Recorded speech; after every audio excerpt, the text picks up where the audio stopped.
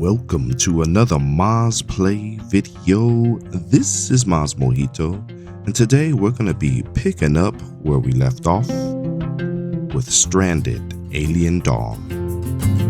Let's get to it.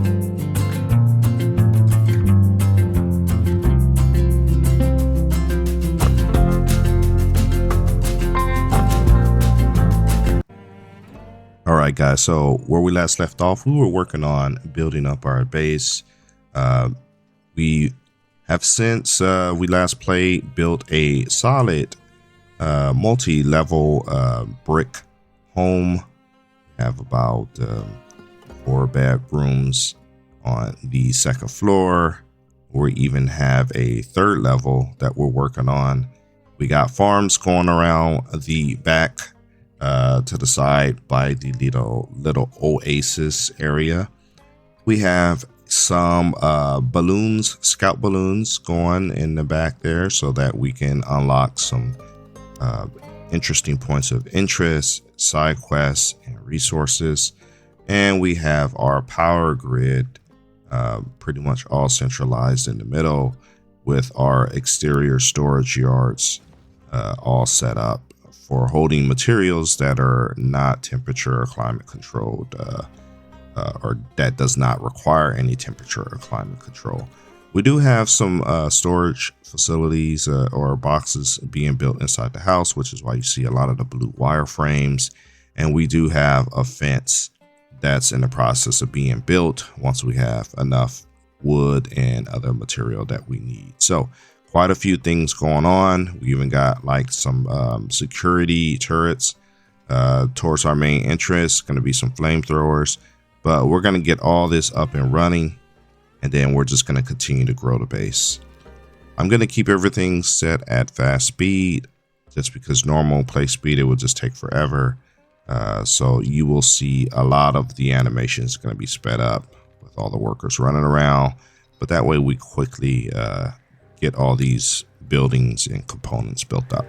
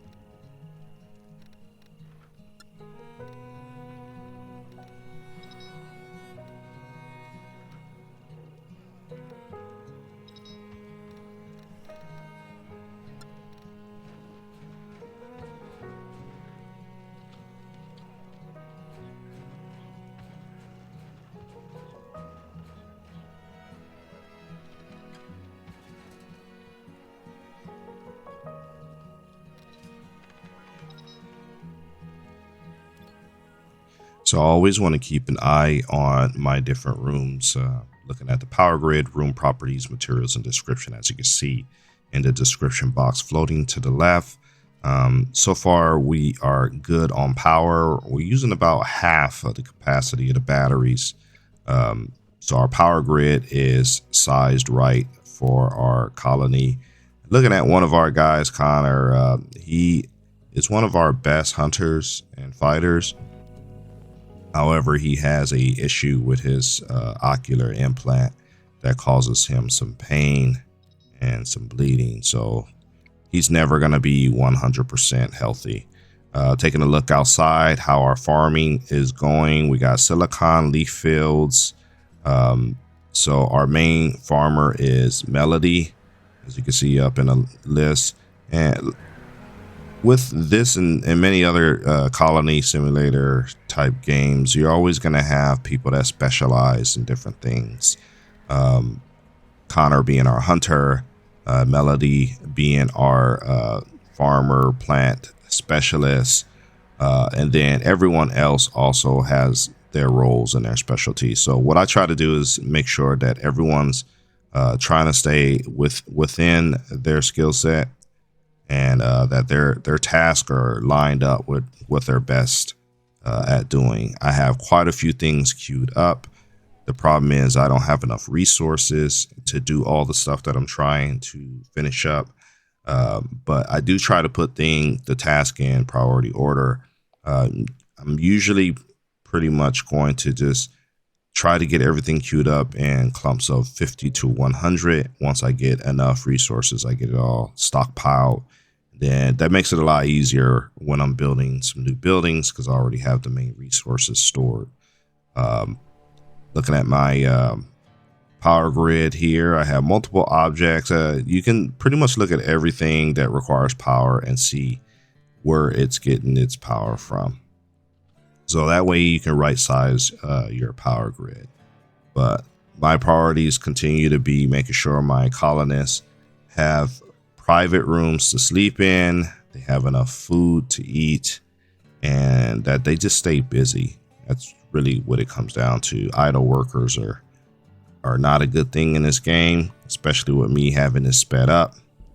But as long as everyone's occupied and contributing, everything should go just fine. We got a couple things that have already reached their production limit, so I can go ahead and remove those from the queue. But we still have quite a few things that are awaiting delivery of resources or just don't have enough resources.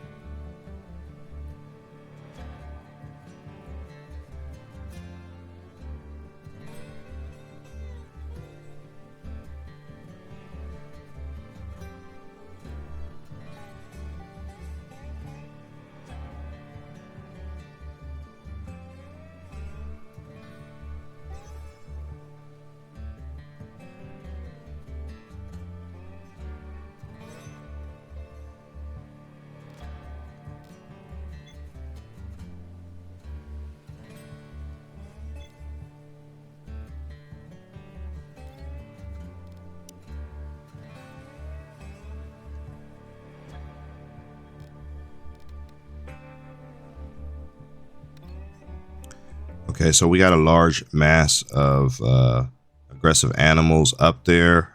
I pulled all my colonists away from their duties, make sure they all have weapons, and I'm just going to get them closer to this group of aggressive animals, because if you don't do this, eventually they're just going to fly into your base, and you're going to have to stop everyone from working anyway just to deal with the intruders. But they're making pretty quick work of these guys. As long as the aggressive animals are within the green rings, they're going to target it. Now, some people have longer range weapons than others. That's why you could see the very large rings are usually going to be people with sniper rifles or just long range rifles. You got your medium range weapons, which are usually going to be your kind of machine gun rifles. And then you got the smallest bubble, which is your pistol. So as long as you get your people close enough to the aggressive animals, they will do the rest. So when you get these guys all cleared up, we can turn around, go around and harvest all the corpses, get some insect meat and other materials. But for now, I'm pretty much on aggressive animal patrol. I want to clear all these guys out, then get everyone back to what they were working on, and I could send 1 or 2 people out to harvest the corpses and put that in the refrigerator so that they can be processed into food later. So we'll kill these giant beetle creatures. Then we won't have to worry about them swarming our base and interrupting everyone's work.